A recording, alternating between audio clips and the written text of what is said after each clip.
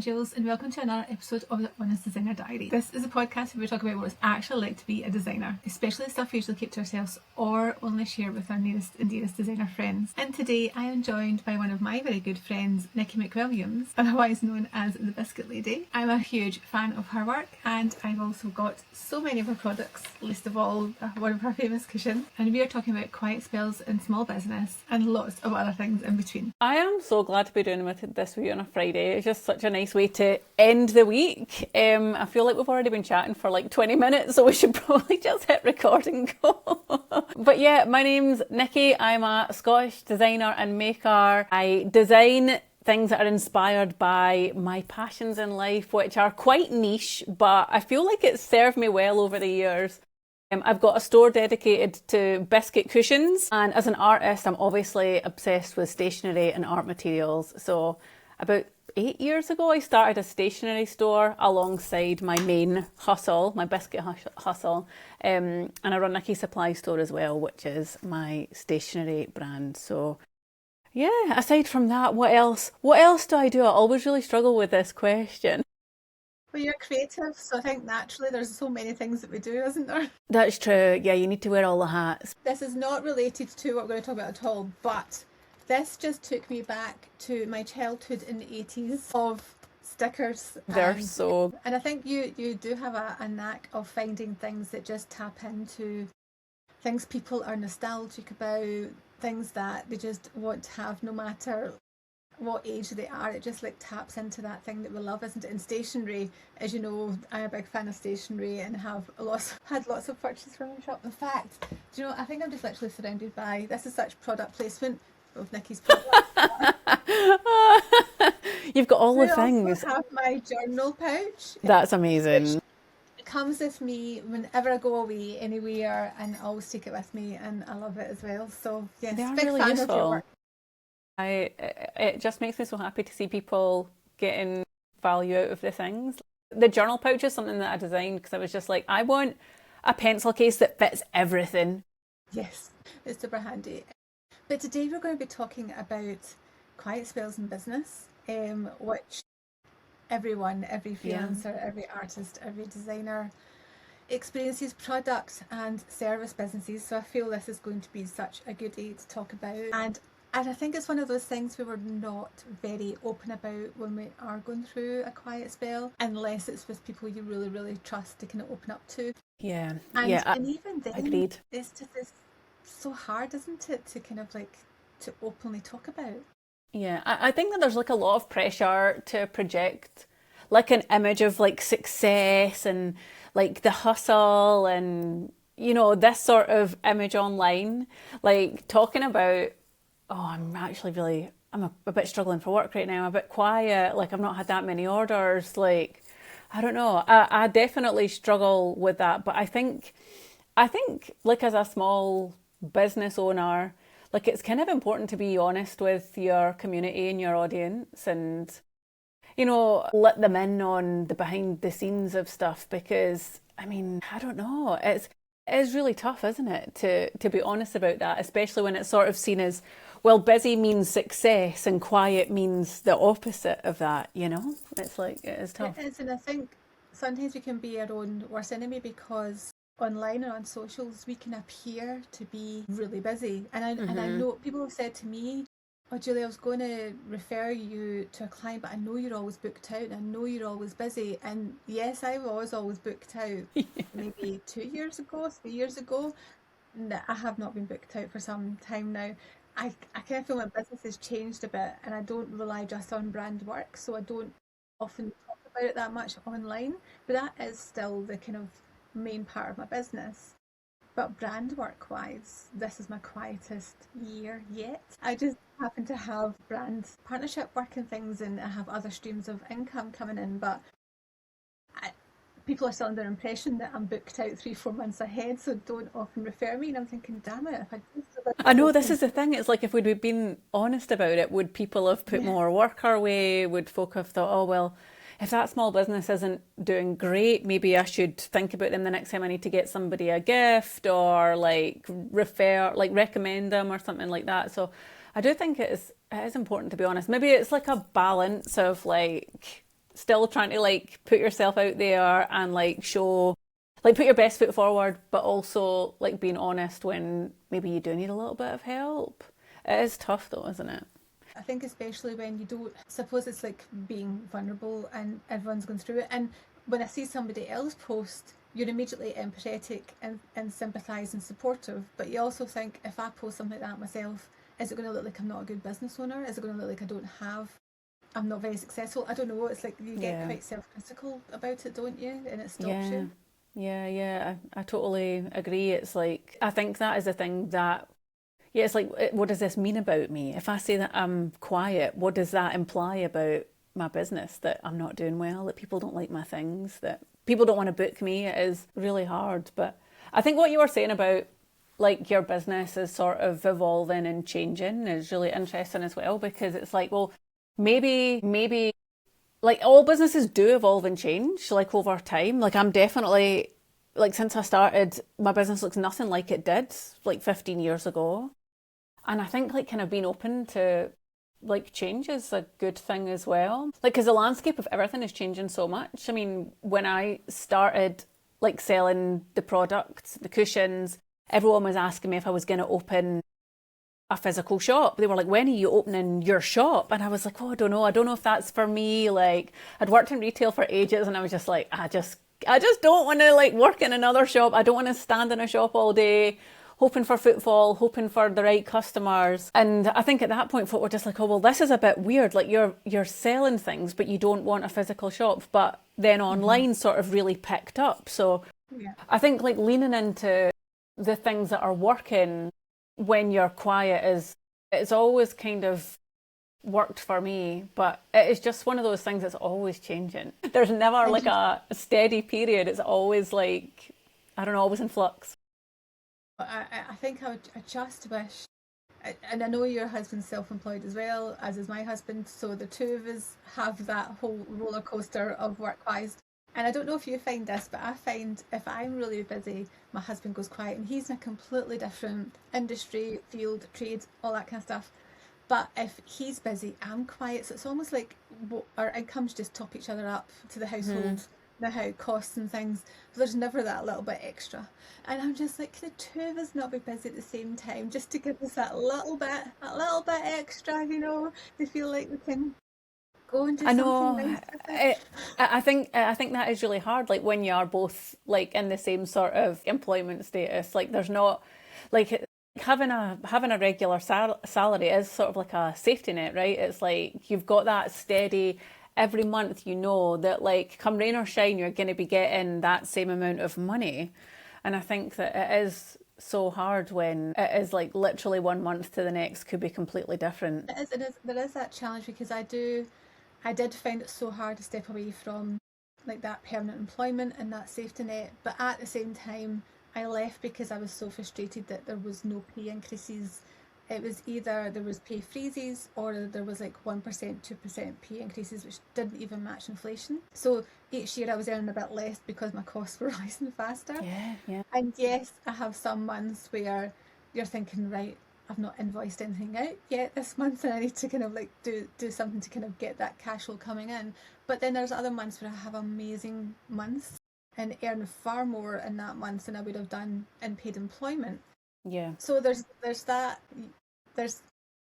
a fear of like how much can I get coming in, but at the same time you've also got, well, there's no limit to what I could earn this month. Yeah, totally. You could have the best month of the year, like, but it's just when is that going to happen, It's never when you expected it, and it's always when it's the most inconvenient time, like.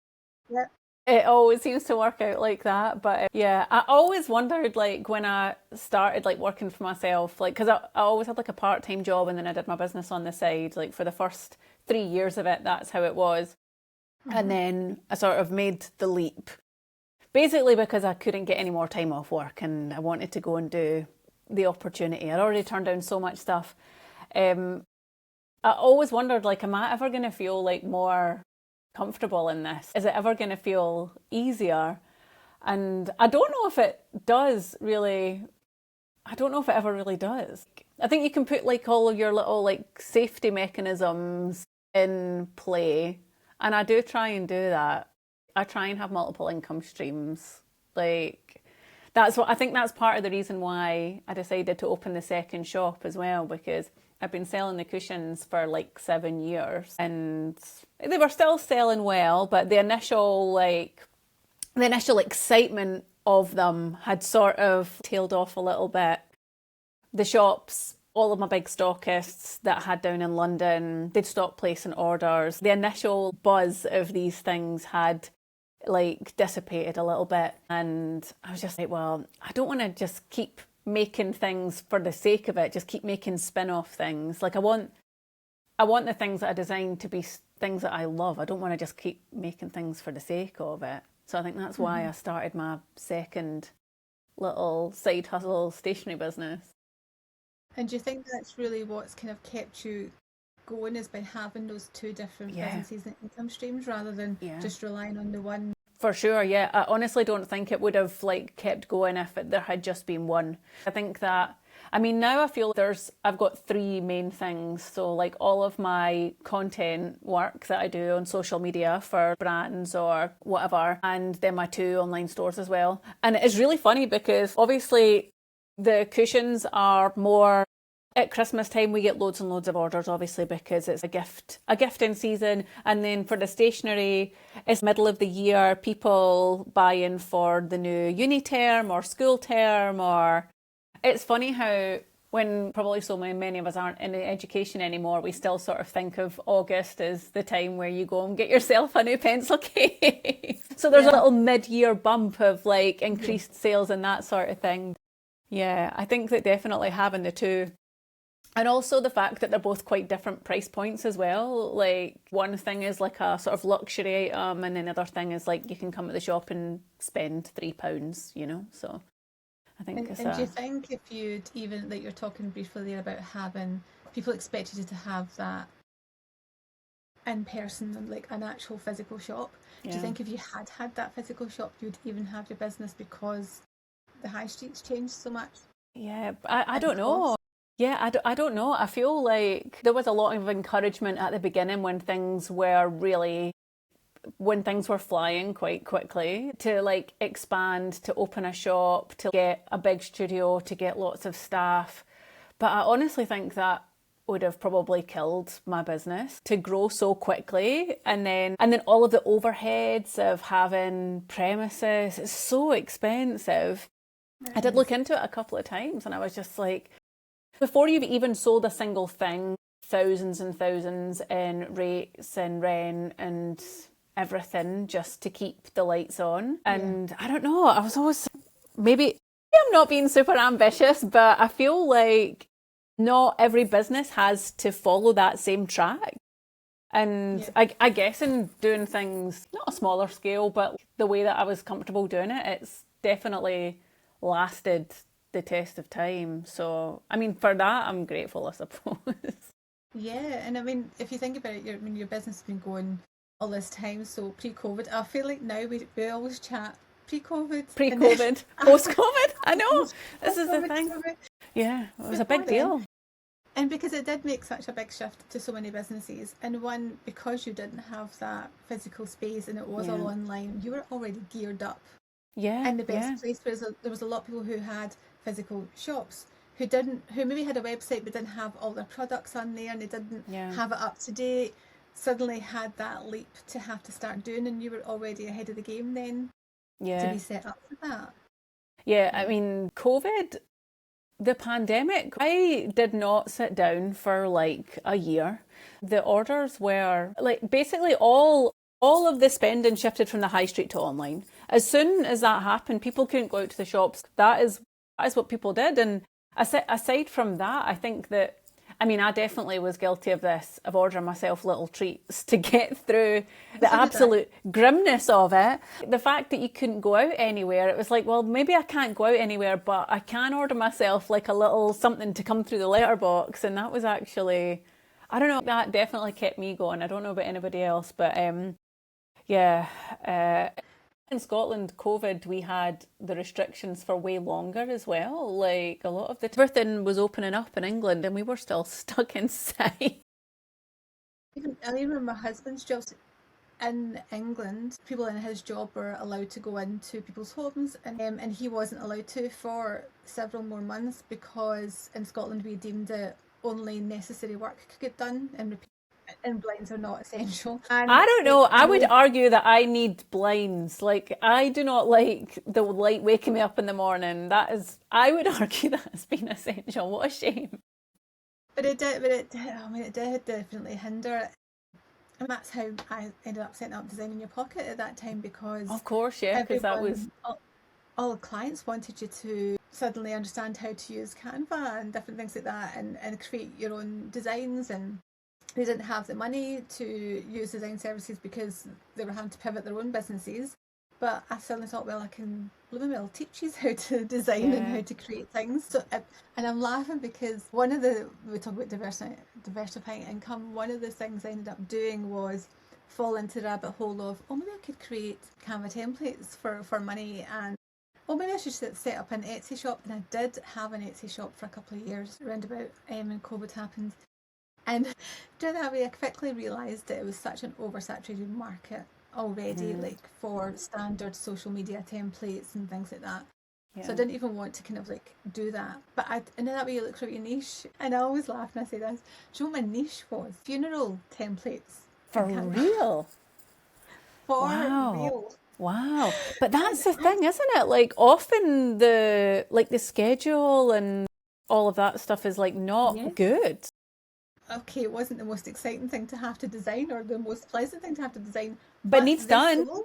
They sold and they did well, and I made a couple of $100 a month or whatever from it. But they very quickly, and I don't know if you have always had your own independent shop or if you ever sold on Etsy, but the costs associated with it just wasn't worth your while. Yeah, I still use Etsy, but I try and sell mostly through my own website now because, the costs are crazy. And they've changed the way that they bill it now as well, so you don't even really see what the costs are. Everything comes off before. Yeah, it used to be, I think, that you would get your bill separate and then you would get your payout, but now they just take from your payout before. So you don't even really, and it's kind of hard to access your bills and stuff, so you don't even see, so it's like easy.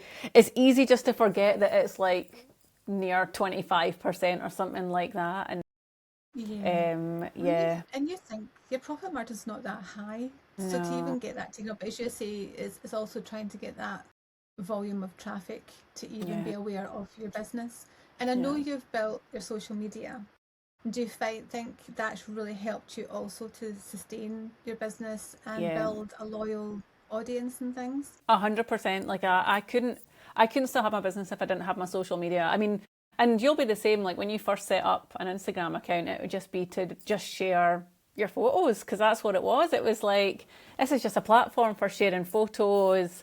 The other social media platforms were like more text based. Like Twitter was just your 140 characters, no images or anything like that. And it was really quite organic to start off with, but it has changed so much now. The fact that it's like people set out to have a career as a creator on Instagram, it blows my mind. I love it and it's amazing.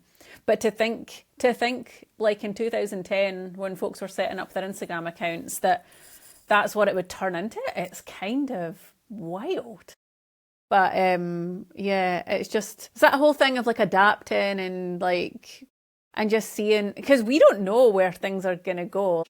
The fact that video is such a big thing now, I think I have definitely struggled with that transition. I just loved posting photos, but carousels, I think, scratch that itch for me. It has been more challenging because there was a point where everyone was getting forced into doing videos and had to do videos as the only way to get any reach outside your audience. But it is amazing the shift with carousels, because I'm even purposely choosing to create carousels over video now, because I actually think I'm getting a video fatigue as well. Yeah. And I think if I'm getting video fatigue, other people must be getting video fatigue as well. Yeah. And I like just to gently swipe through a carousel and absorb information stuff. And I think that's what it feels like. It feels gentle, doesn't it? Like, whereas the videos and reels and TikToks, I don't know, it's like there's a franticness about it. Like everything's like, people try to grab your attention in the first few seconds, and it's always like it needs like a shocking hook, or Whereas a carousel, you can just sort of read through at your own pace, and there's something quite nice about that. Yeah. I do think it's interesting how creative people always seem to find a way to use the tools for what they need it for. In COVID, for example, like everyone found a way to make it work for them. The folks that really wanted to grow a social media were on there, and they were making it work for them. You hear so many stories about people who are just like, this COVID was what sort of springboarded their platform. And I love that folk there's so much ingenuity. It's the entrepreneurial spirit, I suppose. I think it is, because then again we laugh, we talk about pre-COVID, but when we were down in London at the Adobe Summit with other ambassadors, and we had some of them coming up on stage and telling us their story, I think 9 out of 10 of them all started with reach COVID, and this was the pivot. Wasn't it? Everyone I was like, everyone had their moment in the pandemic. And I do wonder as well, is it like the whole thing of people just being given a little bit of time? Because we're all just, just going, and everyone's got their daily life. And all of a sudden people were like, I actually don't have to, like, we've got furlough. There was people that had furlough and they were getting paid a regular wage, and, they could pick up their passion project on the side. And I was reading the thing about the universal artist's income that they'd brought in Ireland, and I was just like, oh, that is actually so interesting. The idea of, if people were given financial stability, how many people's businesses would pop off? How many people would explore their creativity? I hope they bring it to Scotland, I really do. It's interesting, because I actually was so envious. I was not furloughed during I didn't get furlough either. I was busier than ever. My space cupboard was not sorted. Nothing was tidied. No. I was furloughed at home with my husband, my 2 teenagers, my 2 dogs, and a cat. It was not restful, and I was working in managing an in-house design team in the comms department of the energy regulator. So it was like crisis comms for literally the whole duration during COVID. So I was at my busiest in work, and I was also trying to build the business on the side. And I lost the initial clients that I had. I actually, something I don't even talk about now, I actually wrote a book and self-published a book. Jules? You did, but you didn't. How can I read this? No, you never talked about this. I think we're really bad as Scottish people at talking about all of our accomplishments. Can you please, where is your book? It's not a proper book. It's not a proper book, right? Hang on. That sounds very self-deprecating. I'm sure it is a proper book. It's not a proper book, right? But it's also obsolete now because it's about Instagram. Look. Oh, hashtags. Oh, man. It was a hashtag directory when hashtags were actually relevant. God, hashtags were so good. Man, look at that. That looks so useful. So I was actually quite proud of it. There was brand strategy in the beginning, so you could kind of do a bit of your brand strategy for building your brand, and then it was meant to be hashtags to help you find your audience and grow your Instagram and all that kind of stuff. And it actually blooming sold really well. You know what I mean? And weirdly, it still sells the odd copy, and I get some royalties in. And I'm going, who is still buying this book? Who's buying the hashtag book? We're not doing hashtags anymore. We're just listing words at the end of a caption, apparently. I think that's the new thing. But apparently. You're talking about being creative, you don't know all the things you do. That was literally, I came home from walking the dogs, and I'd lost the clients I had lined up and stuff.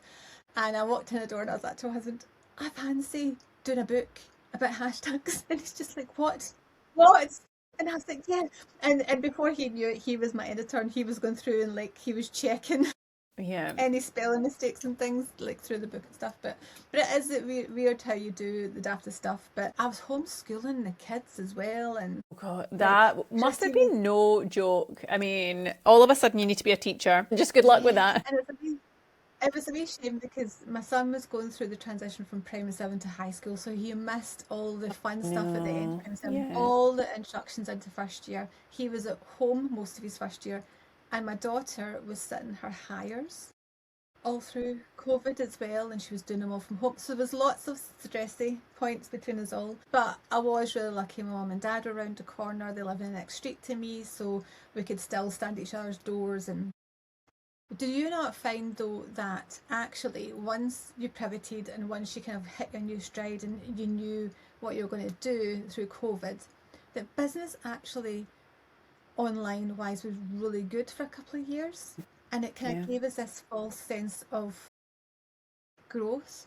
But I've spoke to so many people now, service businesses and product businesses, that this year and like 2025 are probably their toughest years yet, because things have changed again. Yeah, I think that I don't think we'll ever be able to replicate the conditions like for self-employed people, small businesses that COVID brought around. Even in like my first couple of years of like selling things online, it was nothing like that. So to think that there was some people that was like their first like foray into like starting a business, it was like everything was like supercharged. And I know that that wasn't the case for the high street, obviously, but anything online was just absolutely wild. But it is like sustaining that momentum, you know, after you've had that initial bump, like how do you keep going through that? And I think that is like one of the hardest things, like after the buzz wears off, like I was saying earlier, after like I'd had like my big orders and I had like a couple of years with all my stuff stocked in like the big shops in London. After Selfridges weren't placing orders anymore, after Fortnum and Mason were like, yeah, we've had you in for a bit and that's it, done. Where do you go from there? So what did you do? Like, so that when that situation happened and you didn't have the big stockists, so many people would go, oh, well, that's it, it's done and give up. But what did you do to then pivot and change? So I think at that point I was like, well, I'd done a couple of trade shows and that's how I'd got those initial customers. And I'd been doing wholesale and direct to customer sort of in tandem. I was kind of like, oh, well, this is, you know, it's a good way to make money to have both of those streams. So I felt like within the business it sort of forked into the two streams. But after the big wholesale orders stopped coming in, I was like, right, well, I do still like working this way, but maybe I focus on the independents rather than these big retailers.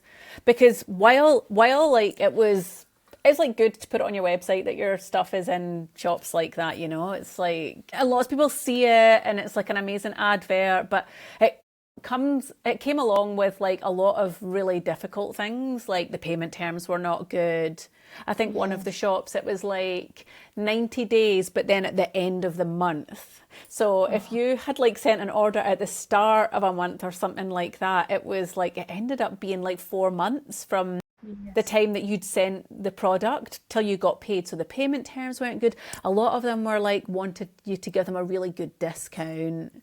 I was probably just breaking even with those. So while on the outside it looked really impressive, it actually, I mean, financially wasn't great, but I suppose it gave me that initial like little like boost of credibility.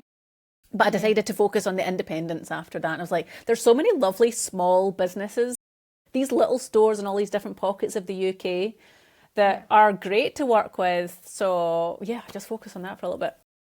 And that's what's really interesting. It's a bit like you think, I have to strive to get my products into the biggest well-known high street names.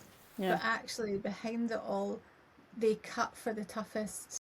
Profit-wise, they want to make the most profit, so they undercut you on the wholesale price and then take the longest time to pay you, as opposed to the independents who pay within 30 days. They're taking over 90 days and stuff. And I bet, although it doesn't seem, and I suppose at the start it's great, it gives you that bump of credibility, reputation and brand awareness, but sustainability, the independents have actually been your long-term relationships have worked out so much better.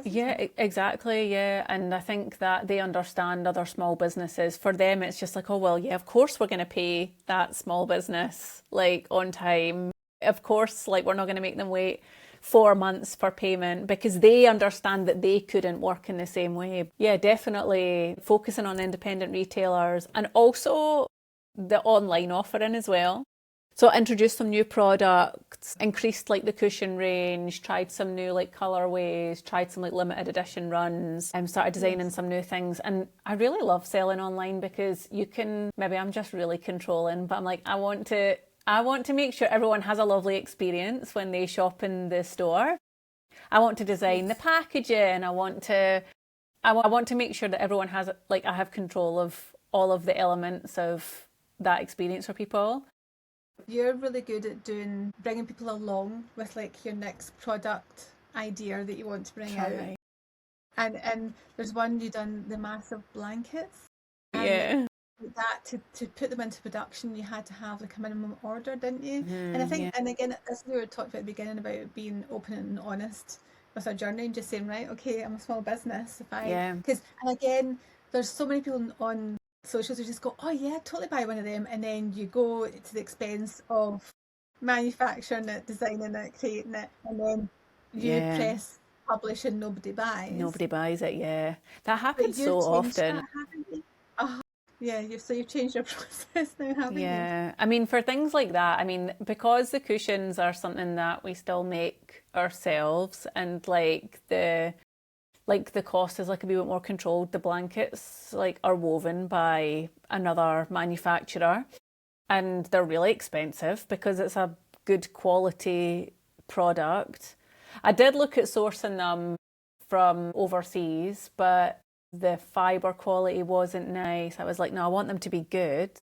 But then with that comes the cost of manufacture. So I think, letting people in on that and like explaining to them that, if these don't sell, I'm literally sat with 100 blankets in my spare room and I'm just down the money that I've paid for them, because like that is the reality of running a small business is, you know, you do need people to commit and be like, yeah, I'm going to buy that. So yeah, I think doing the pre-order was actually like a really good move for them.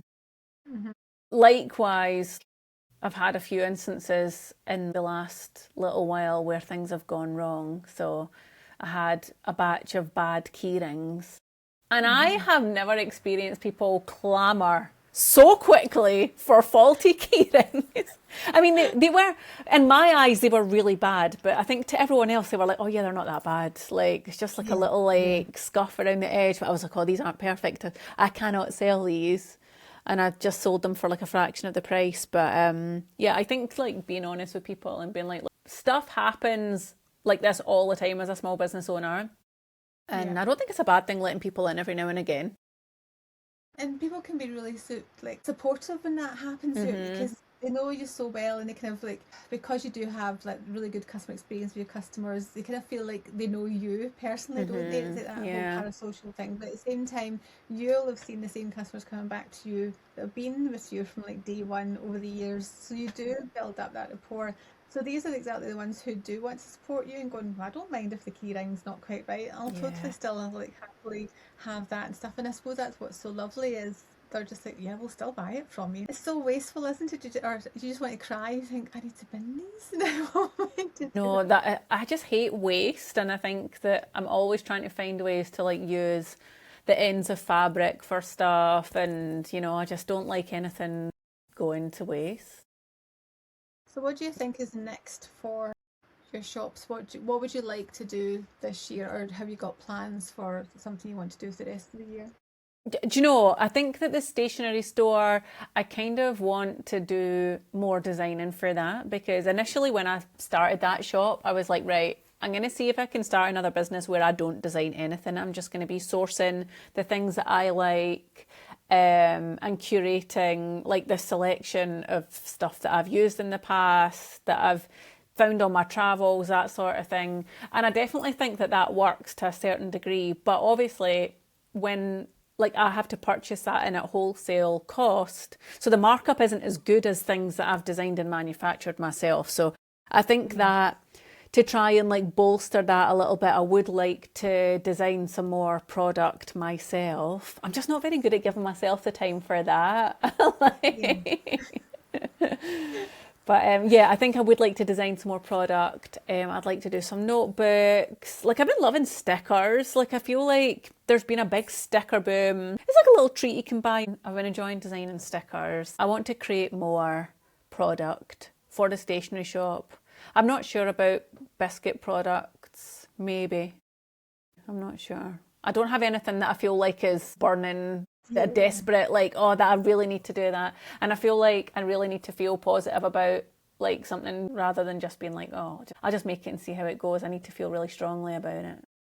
Yeah. And if you had any advice to give to any other designers who have product-based businesses, what advice would you give them right now? Quiet if they were spells. struggling with a quiet spell right now, what actions would you put in place to try and get orders into your business? Well, I think first of all, the income streams is the thing that I just always go back to. Like, having a couple of income streams, it just takes the pressure off. Like, I always like to think as well that like sometimes saving money is as good as making money. So if there's like anything that you can do to, I don't know, to reduce your costs, your overheads. Like, I've not had an external studio for years now. Like, when we moved to this house, it was like, oh, can I work at home? But I actually really love working at home, and I think that it's become, I don't know, I feel like everyone wants to work from home now. Like, it's the most covetable thing. But I would say if you can reduce any costs that you have that might take the pressure off a little bit, like, you know, is there any subscriptions that you can downgrade on? Like, can you find another supplier that can make something for you that's more cost effective? And then also, I love a newsletter as well. Like, I feel like newsletters are such a good way to actually drive sales. I use Klaviyo because it connects to my Shopify store. I love it. But you can track how many clicks, how many people have purchased, and yeah, I really like it. And I feel like back when I started using social media for my business, I got a lot of sales directly from posts. I would post something and I would immediately sell something off the back of social media. But it's definitely a longer journey now. And the posts are sort of just contribute to maybe someone's journey in making a purchase.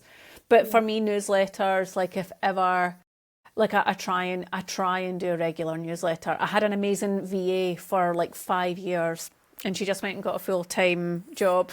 And I don't have a VA to help me with my newsletters anymore. So I'm thinking about potentially going back to having a VA for that, because as much as I like to think I've got the time to do newsletters for 2 businesses and all the other stuff, I probably don't. So yeah. And that's the thing, isn't it? It's like all the marketing side. I think I sometimes spend more time marketing my businesses than I do actually designing projects like within my business. Yeah. And I think what you mentioned about your email list, and it sounds like it's the most basic, but it's something I hear so many people say, oh, I know I should have my own email list. Start getting a list 100%, because it's like once those folk are on your list, like, you know, you email them and they're going to get that email. If you do a post on social media, some people don't even see your posts now. Like, and you can't control that.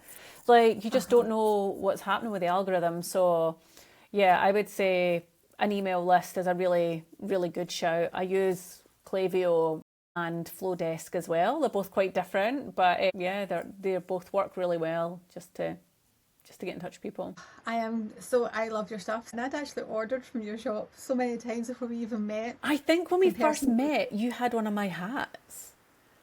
I did, yes. Because I think it was in Miami, and you were like, I'm packing my hat, or you were wearing the hat, and I was like, isn't that so funny? I know, and never pals, so that's good. I love it. I love that. But thank you so much for coming on today and just like chatting everything about online shops and things and quiet spells. I really appreciate it, and I'm sure everyone else will take away some great advice from today's episode as well. I hope so. Thank you so much for having me.